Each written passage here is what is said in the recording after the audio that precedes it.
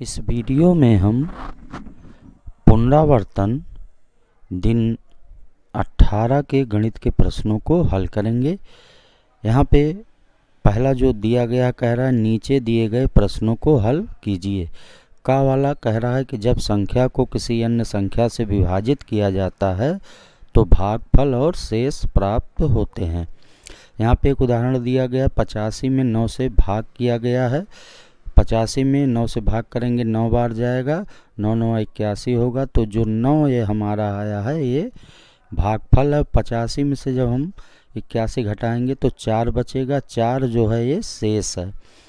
अब आगे कह रहा है कि यदि एक संख्या को 10 से विभाजित किया जाता है तो इनमें से कौन सी शेष नहीं होगी। यहाँ 4 विकल्प दिए गए हैं।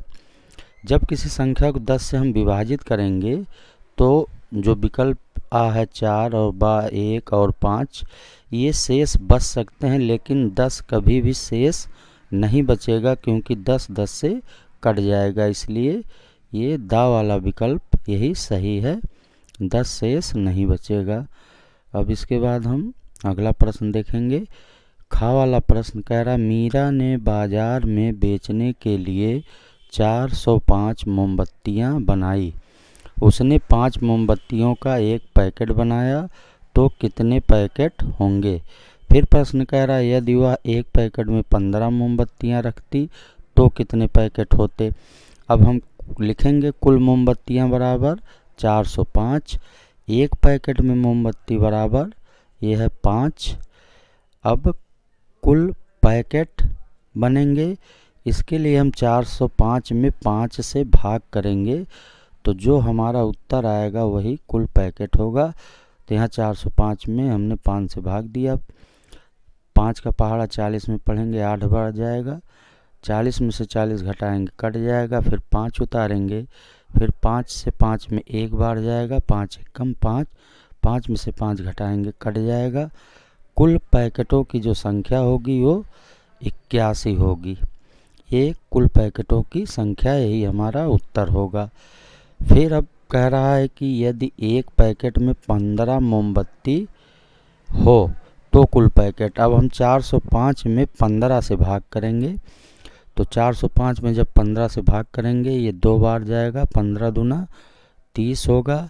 उसके बाद 40 में से 30 घटाएंगे हम, 0 में से 0 घटाएंगे 0 बचेगा, 4 में से 3 घटाएंगे 1 बचेगा, 5 उतारेंगे, 15 का पहाड़ा 105 में पढ़ेंगे ये 7 बार जाएगा, 15 सत्ते 105। अब इसको घटाएंगे, 105 में से 105 कट जाएगा, 27 जो होगा यही हमारा उत्तर होगा। कुल पैकेटों की संख्या 27 होगी। अब इसके बाद गा वाला प्रश्न कह रहा है कि एक बेंच पर 4 बच्चे बैठ सकते हैं तो 132 बच्चों के बैठने के लिए कितने बेंचों की आवश्यकता होगी। अब हम लिखेंगे कि एक बेंच पर बैठते हैं बच्चे बराबर ये 4 है, 4 बच्चे एक बेंच पे बैठते हैं।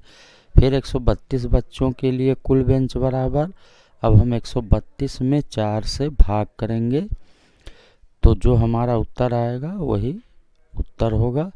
फिर 132 में 4 से जब भाग करेंगे तो 3 बार जाएगा, 4 तियाँ 12, 13 में से 12 घटाएंगे हम, 3 में से 2 घटाएंगे 1 बचेगा, 1 में से 1 घटाएंगे कट जाएगा, फिर 2 उतार लेंगे यहाँ 12 हो गया।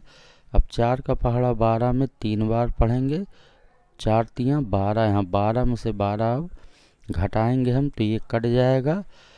कुल बेंचों की जो संख्या होगी वो होगी 33। 132 बच्चों के बैठने के लिए कुल बेंच जो होंगे उनकी संख्या होगी 33, यही हमारा उत्तर होगा।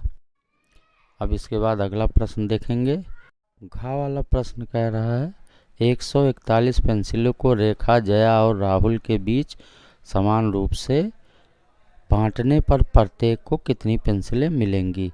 तो कुल पेंसिलें बराबर 141 हो गया।